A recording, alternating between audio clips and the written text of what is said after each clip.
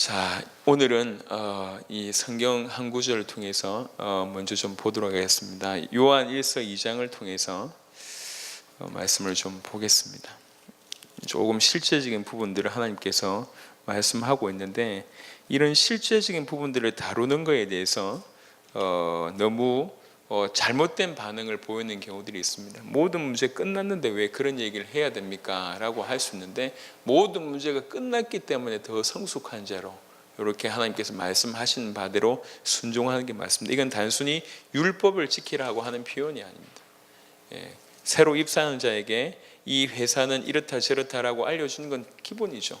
하물며 군대를 들어가더라도 어떻게 해야 될지를 알려주는 것이 당연한 일입니다. 우리는 이제 구원받은 자가 되었습니다. 이전에 없던 삶을 사는 겁니다. 이전에 없던 삶을 살아야 되는데 어찌해야 될지 모르고 있는데 성경은 얘기하고 있다. 그 말씀을 듣고 정리해서 그렇게 살아내는 것이 우리가 해야 될 역할입니다.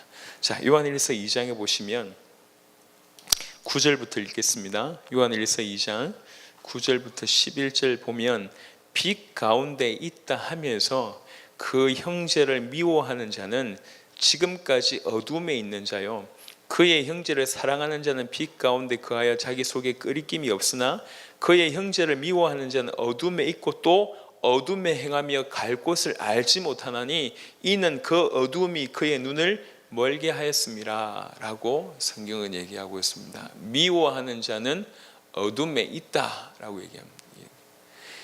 내가 빛 가운데 있다고 하는데 아직 형제를 미워한다. 빛 가운데 있다고 주장하지만 형제를 미워하는 거 보니까 그는 아직 어두웁니다. 요런 부분의 정리입니다. 그래서 암만 빛 가운데 있다고 주장할지라도 형제를 미워하는 거 보면 여전히 아직 어두웁니다. 그래서 갈 곳을 알지 못하고 헤맨다는 얘기합니다. 그래서 미움에 사로잡혀 있다는 것 자체가, 미움이라고 하는 자체가 어둠의 요소입니다. 빛 가운데 있으면서 여전히 그 미움 가운데 계속 사로잡힐 수 없다는 거죠. 물론 구원받은 순간 모든 것이 180도 바뀌는 건 아닙니다. 하지만 분명한 것은 계속 빛의 조명이 될 때 어둠의 요소, 부정적인 요소, 불법의 요소, 사단의 요소들이 떨어져 나가는 것은 당연한 일입니다. 근데 빛 가운데 계속 있었다고 하는데도 내가 여전히 어둠의 행동들을 하고 있다는 것은 여전히 어둠의 영향을 받고 있다는 그런 얘기입니다. 미움은 인간관계에서 빚어지는 실증, 반감, 정오의 감정을 통칭하는 그런 단어입니다. 이 미움은 우리가 굳이 성경에 어떤 많은 표현을 쓰지 않더라도 그것이 어떤 것인지 우리가 미루어 짐작할 수 있습니다. 이 미움은 성경에 보니까 다툼을 일으킨다고 얘기를 합니다. 미움은 다툼을 일으켜도 사랑은 모든 허물을 가린다고 얘기합니다. 잠언서 15장 17절 같은 경우에는 채소를 먹으며 서로 사랑하는 것이 살찐 소를 먹으며 서로 미워하는 것보다 나으니라고 얘기합니다. 미움 가운데 사는 것이 얼마나 악한 일이고 얼마나 슬픈 일인지를 얘기를 하고 있습니다. 출애굽기 20장 5절, 특별히 이 미움 가운데 하나가 뭐냐면, 출애굽기를 보겠습니다. 출애굽기 20장은 여러분 아시듯이 십계명에 대한 부분이 언급되고 있는 곳입니다. 출애굽기 20장 5절에 보겠습니다. 5절에 그것들에게 절하지 말며 그것들을 섬기지 말라. 나 네 하나님 여호와는 질투하는 하나님이신즉 나를 미워하는 자의 죄를 갚되 아버지로부터 아들에게로 3, 4대까지 이르게 하거니와 라고 얘기합니다.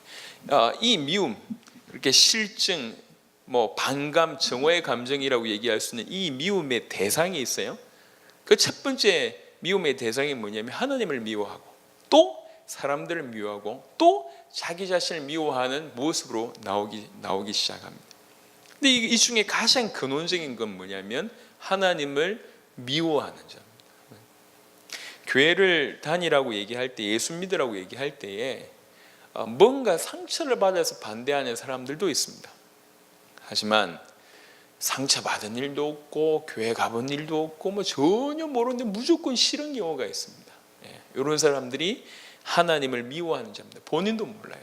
왜 그렇습니까? 어둠에 속해 있기 때문에 그렇습니다. 자, 하나님을 미워한다는 말은 다른 말로 인간이 진리를 행치도 않고 행할 수도 없고, 하나님을 미워한다는 것은 하나님을 모른다는 것이기 때문에, 모른다는 얘기는 자기 자신을 충분히 이해하지도 못하고 모르고 그러니까 조절하지도 못하는, 한마디로 얘기하면 하나님을 미워한다. 한마디로 얘기하면 그냥 카오스 상태입니다. 카오스. 어떻게 컨트롤이 안 되는 그런 상태. 하나님을 미워한다. 하나님 모르기 때문에. 하나님을 모른다. 자기 자신을 모르기 때문에. 진리를 모릅니다. 자기 자신을 모릅니다. 컨트롤할 수 없어요. 조절할 수 없습니다. 뭘 어떻게 하는지도 모르고 이럴 수도 없고 저럴 수도 없는 그 상태가 바로 카오스 상태입니다. 그게 하나님을 미워하는 자의 모습입니다. 그리고 사람들을 미워하는 겁니다. 오늘 읽었던 본문에 형제를 미워하는 부분인데요.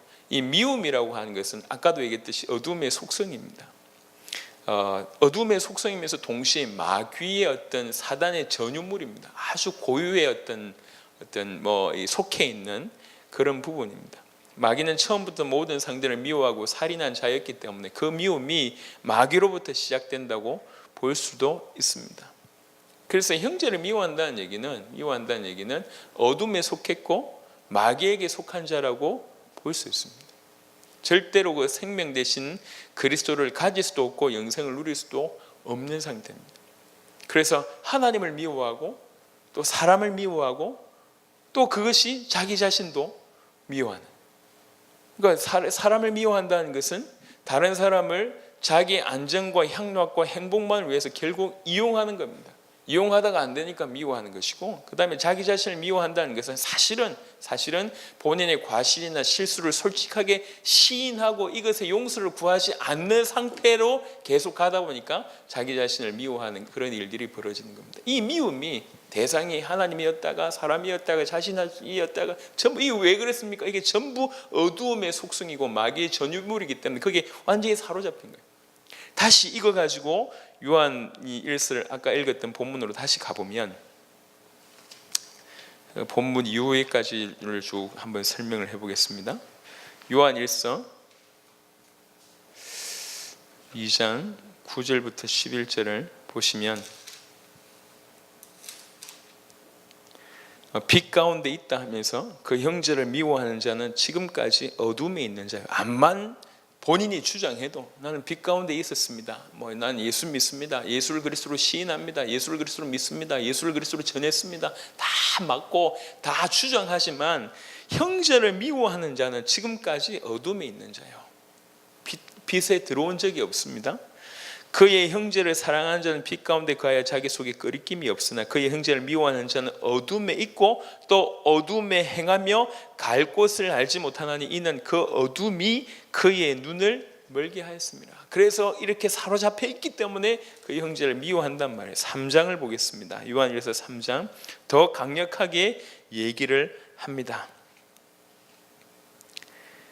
3장 15절에 보면 그 형제를 미워하는 자마다 살인하는 자니 살인하는 자마다 영생이 그 속에 거하지 아니한 것을 너희가 아는 바라. 마귀의 속성이라고 마귀의 전유물이라고 얘기했습니다. 마귀는 처음부터 살인한 자입니다.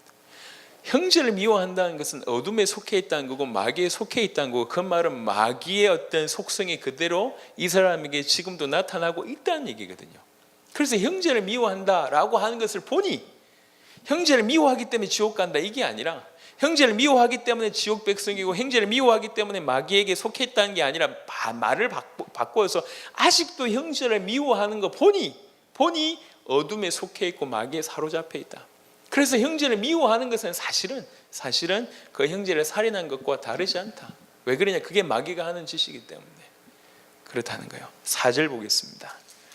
4장입니다. 요한일서 4장 20절에 보면, 요한일서 4장 20절, 누구든지 하나님을 사랑하노라 하고 그 형제를 미워하면, 아까 내가 빛에 거하 있다면서도 이렇게 형제를 미워하면